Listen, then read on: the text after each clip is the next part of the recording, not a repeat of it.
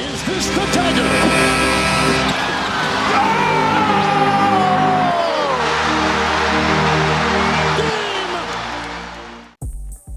G'day guys, JB here, and I can't believe that I'm saying this with my review for Game 3 of the 2025 NBA Finals. The Indiana Pacers have taken a 2-1 series lead. There's not much more I could say. I could very much end this review here. The Indiana Pacers, an 18-game underdog, the 18-game difference heading into the NBA Finals, currently leads with home court advantage 2-1. It's insane to think about. The second best team since January 1st, I'll give you that. But the Oklahoma City Thunder finished the season with the best net rating in league history. Like, it wasn't close. And here we are reviewing one of the franchises that moved from the ABA to the NBA, taking on a franchise that moved from Seattle down to Oklahoma City. And they currently sit 2 wins away from their first ever NBA championship. It is a remarkable story, no matter what way you look at it. The Pacers winning the game 116-107. And, well, the leader, the spark, Benedict Mathurin off the bench, 27 points, 4 rebounds, an assist and a block. 75% shooting from the floor, 66.7 from deep, 87.5 from the free throw line. Tyrese Halliburton flirting with yet another triple-double. Big game for him, stepping up where he needs to. 22 points, 9 rebounds, 11 assists, 2 steals and a block. 52.9% from the field, 50% from deep. 4 turnovers, but he really negated that. Pascal Siakam, another efficient performance, albeit without a made 3. 21 points, 6 rebounds, 4 assists, 2 steals and a block, to go with 57.1% from the field and 83.3% from the line. And TJ McConnell with the first ever 10-point, 5 assist, 5 steal game in the NBA Finals off the bench ever, to go with a rebound, 2 turnovers. 37.5% doesn't do justice to the service he provided the Pacers in this game, 100% from the line. For the defeated Oklahoma City Thunder, Jalen Williams was actually their top scorer. That's the starting Jalen Williams. 26.6 rebounds, 3 assists, and a steal, 4 turnovers there. 50-50, 63.6 splits there. So 50% from the field, 50% from deep. The MVP of the league, Gilgeous-Alexander, an off game, 6 turnovers, but still 24 points, 8 rebounds, 4 assists, to go with 3 block shots, 45% from the field, 83.3 from the free throw line, and made a third of his threes. The big fella, Chet Holmgren, 20 points, 10 rebounds, 2 assists, to go with a steal, 1 turnover, 40% from the field, didn't help his case, 88.9 from the free throw line. And Lou Dort, 9 of his 12 points coming in the first quarter, wasn't quite the menace that he has been. 12 points, 4 rebounds, 50% from the field, 80% from the free throw line. In the first quarter, Oklahoma City bounced out to their usual lead, 32-24. Chet, the best player in the quarter, 13 points, 4 rebounds, and a steal, 4 of 5 shooting, 0 of 1 from deep, 5 of 6 from the line. So you can work out the rest from there. He had a pretty slow final 3 quarters. Lou Dort, 9 of his 12 coming in the first quarter, 3 of 3 from deep, to go with 1 rebound, 3 of 5 shooting overall, missed 2 from inside the arc. And Pascal Siakam, 7 points, 2 rebounds, 3 of 4 shooting, 1 of 2 from the line, missed a consistency there for Indiana. For the third straight game, the Thunder began with a hot start that saw them out of the gates with an early lead against a Pacers team that was more than happy at this point for the challenge to present itself. And that's one thing Indiana have done. They have not tried to set the tone, because they know with the way they play, they can chase from behind and they can catch you. They're quite happy to let the opposition, right, how do you want to play this game? And we'll make our adjustments accordingly. While Shea was not at his MVP standard, the signs were that OKC may not need their leader as much early. And that's thanks to production of Chet and the outside shooting of Lou Dort. You know, when you've got your second, third, fourth, fifth options really contributing early and you're having a so-so game, can be a positive sign, meaning you're able to pick up a little bit later. However, it was the starters only that were making an impact. On the other side of the floor for Indiana was the spread of work on both sides and the contributions from the bench that set the tone for what was to come.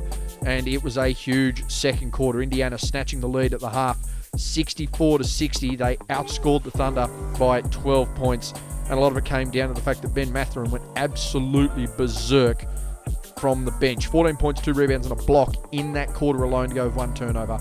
He's 5 of 6 from the field, 1 of 1 from deep, and made all 3 of his free throw attempts.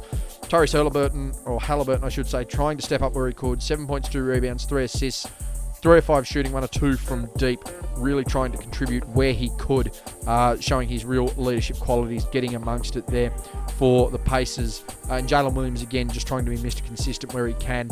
5 of 7 shooting from the line, 1 of 3 from the field for 7 points and an assist. The second quarter was nothing short of a statement, though, from Indiana, particularly from the bench. Offensively, Mathurin stepped up and changed the outlook for the Pacers lineup for the rest of the game, realistically on the offensive end, while TJ McConnell ran the point guard and set the tone defensively for the rest of the game. I mean, he's a guy who had multiple steals, he had multiple points, he had multiple assists. He was the real driving force in that second quarter, and because of the play of Mathurin and because of the play of TJ McConnell, Halliburton was able to establish himself all over the offensive end, and all of a sudden Nap City was certainly wide awake. While the Oklahoma City Thunder had contributions across the board, they were just completely outplayed, and they gave up 60, 50, 100 shooting splits to the home team, and then trailed going into the second half. And that's a lot to give up there when you look at it as that road team. 60, 50, 100 splits is ridiculous no matter what point of the game, no matter what length and what stretch you do that for. There's a big reason they outscored them by 12. Yes, there was a lot of defense to offense, and it comes down from McConnell over to Mathurin. But when you've got Halliburton trying to fire where he can and you're not getting as much out of the key players for the Thunder, and in turn their bench isn't firing, you're not seeing great contributions. To be fair for Oklahoma City, they did win the battle on the glass by 5, and they did lead in three-point percentage by 21.5 points compared to the Pacers. The Pacers outscored them. They had 5 more assists, 2 more steals, 3 more blocks, turned it over 2 less times. They shot better overall from the field and shot better from the free throw line. So at that point there, they'd made the statement they were coming to play. This game was going to be on their terms. They were at home. It was going to be a genuine struggle to try and keep up in the second half. But Oklahoma City came out and stamped their name on the game, got an early jump out and managed to win the quarter by 9, and they had a 5-point lead going into three-quarter time, 89-84. Shai Gilgeous-Alexander leading the way, 2 of 2 from the line, 3 of 6 shooting, 1 of 2 from deep, to finish with 9 points for the quarter, to go with 3 rebounds, an assist and a block shot. 2 turnovers there. Jalen Williams stepping up as well, and again he was Mr. Consistent, albeit everywhere from the free throw line and down the stretch for the Thunder. 9 points, 1 rebound, 2 assists, 4 of 7 shooting, 1 of 1 from deep. But Halliburton just able to keep that ship reasonably steady. It was a quiet third quarter from both benches. Halliburton 7 points, 2 rebounds, an assist and a steal, 3 of 5 shooting, 1 of 3 from deep. As I mentioned, Indiana were able to take that lead heading into the half. And OKC were able to put their foot down early, though, to erase that deficit and show that they were still the team that was keen to take this game and take a series lead and try and square back up that home court advantage. It was one of the best quarters of basketball for the Thunder in the series, converting at 50-50, 100 splits, as the team forced Indiana into one of the most efficient quarters of the playoffs. Both sides did lack bench production, as I mentioned, only 3 or 4 points each. And the change impacted the Pacers the most, who found themselves really struggling offensively for options after that big second term. Pacers shot 33.3 from the field and 11.1 from deep. They conceded the lead, and even though they were at home, it was a lot of work the Pacers were going to have to do. Now, they talk about it all the time, having that home court advantage. What exactly can that do? What does that mean? Well, it's about how you respond in that fourth term ultimately, particularly when you concede so much in so little amount of time. The Pacers really conceded that and managed to regain it, and they regained it really, really well. Again, ran away with the win, 116-107. They won the quarter by 14 points. So the 2 quarters that they managed to get the victory in, they were plus 26 across them quarters. They get the win by 9, but the difference in their production in the second and fourth terms compared to the first and third terms, just daylight difference. And Ben Mathurin was another big contributor again, and so was TJ McConnell. Mathurin, 10 points in the fourth quarter with 1 rebound, 3 or 4 shooting, perfect from deep and perfect from the line. Jalen Williams, as I mentioned, Mr. Consistent for OKC, got the job done, 6 points, 1 rebound, 2 turnovers, but there were a lot of free passengers on the bus in the fourth term. 2 of 5 shooting, 0 of 1 from the field, and 2 of 4 from the free throw line. Just some crucial misses for him in this game from the stripe, which is different from the floor because he has been inefficient from the floor for most of this series.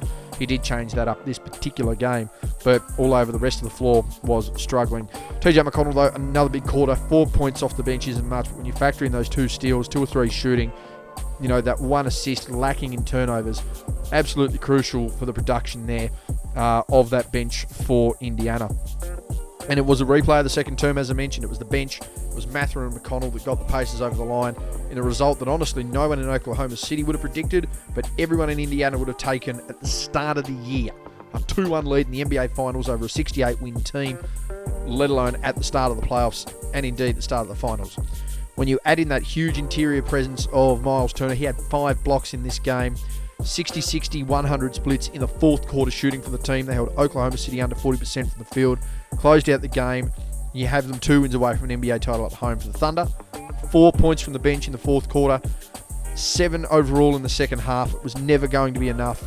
And when you're loading a lot of pressure onto your starters, despite the fact that you do have the MVP, who did have his worst game of the postseason, it wasn't ideal, they're going to need to split this trip if there's any chance, because, you know, I'm not sure whether I mentioned it here, but in conversations I've had, certainly outside of my reviews, you know, I don't think it's, you know, I think it's fair to suggest that the Oklahoma City Thunder through 2 games were the better team.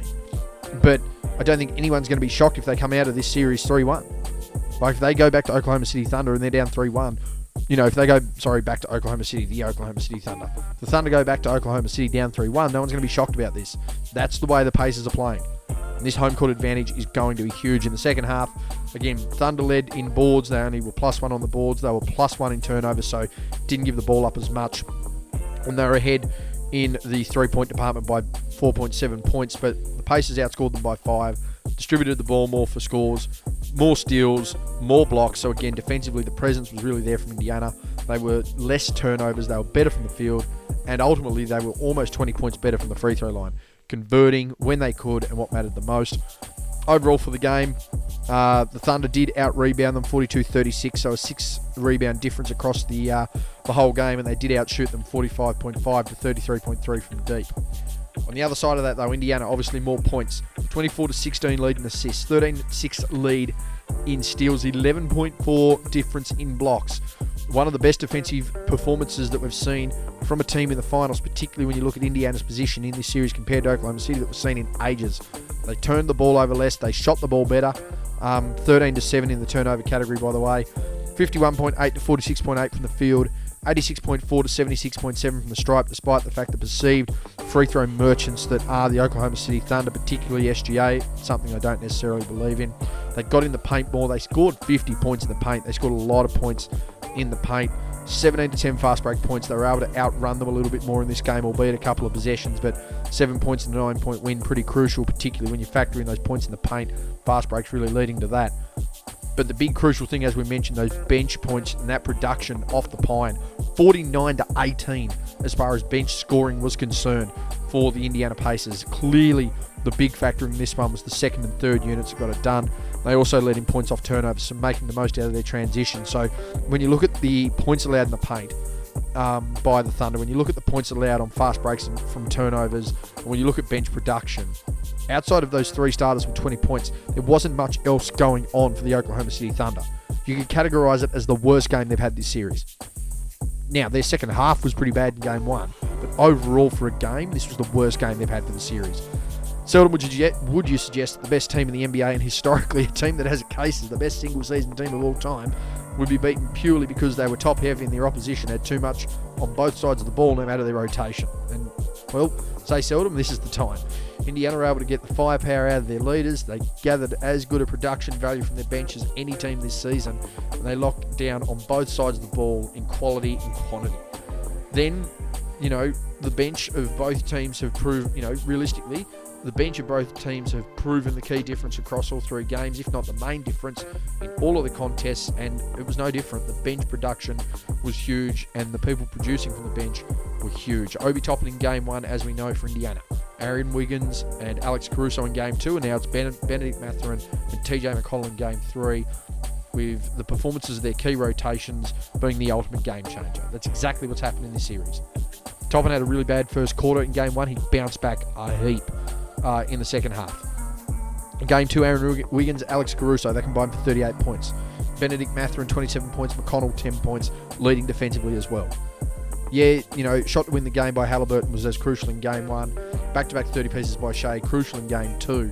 But the health and depth of any team is as good as any reason the teams have won a championship throughout history. We talk about it all the time. How deep is your team? How healthy is your team? That's what's going to win you a title. The one outlier in most series is the star player, and that's what ultimately will decide a series. These two teams are proving that, this is what basketball's about. How good are you as a team? How good do you function offensively? Where do you get your production offensively? How good are your second and third units? And can you lock down defensively?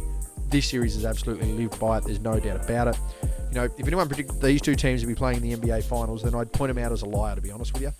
That's not what was going to happen at the start of this season. But when you look at the trend of what the NBA has been since the championship Raptors of 2019, the last 7 titles have ultimately been won by the deepest and healthiest team in any given final series, and it looks like that's going to be the case again in 2025. Now, I suggested gentlemen's sweep for Oklahoma City. At this point, they're going to have to win it in 6. They very well could be at a point where they're going to have to win it in 7, which is a scary thought. My Game 3 MVP has to be Benedict Mathurin. I'll have some more on him in a second.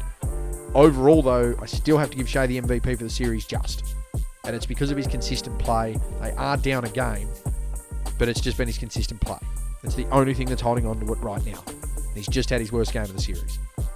Ultimately, to summarise it there, Benedict Mathurin, Game 3.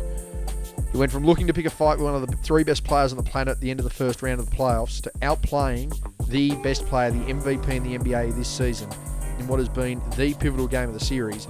He stepped up and stepped out in a way that us avid basketball fans, those that have watched him for a couple of years, that have watched the league and seen what he can do, have seen coming for a number of years. We do have to probably admit, though, we didn't see that it was going to ever come to fruition with the way that he does find his inconsistencies. Sometimes he struggles to get in and out of the rotation. So for it to come to fruition, a bit of a shock, but for it to happen on the biggest moment of his young career does speak volumes of what a lot of us have seen in him and what, has been sitting in the background, but certainly what's ahead of him right now. There's certainly a lot of upside to Benedict Mathurin, particularly after this performance when you consider how crucial the game is and the position he came in on the rotation. It's hard to determine who'd be the MVP of the series if Indiana managed to actually hold on, but right now it has to be split based on the performances in victories and defeats. You do have a case for Obi Toppin being the MVP in Game 1, and I think that's my opinion anyway, even though he had a rough start in Game 1. And I think for Ben Mathurin, you've got to give him the credit there in Game 3. But Siakam and Halliburton have been the consistent leaders for the team for the whole series. So do you throw a blanket over them? What do you try and pick out? People earning more money than me have that responsibility to make that vote. I'm glad I don't have it. Overall, though, as I mentioned, I still don't think the best individual, there's no doubt that the best individual player for me in this series has been Shea. However, it's a fair mark against your name that in the most crucial game of the series, ironically the most crucial game of the year so far, you weren't the man. You're the MVP at the moment, only just, but that is a mark we have to keep against you, and it has to be held against you. Game 4 could revive the series. It could revive Shea. It could change the outlook of what it looks like going back to OKC in Game 5. Or we could potentially have the biggest finals upset in league history hanging over our heads. That's the give and take of where this series sits right now. Anyway, guys, that's been me. That's been my Game 3 review for the 2025 NBA Finals. That's been me. I'm out.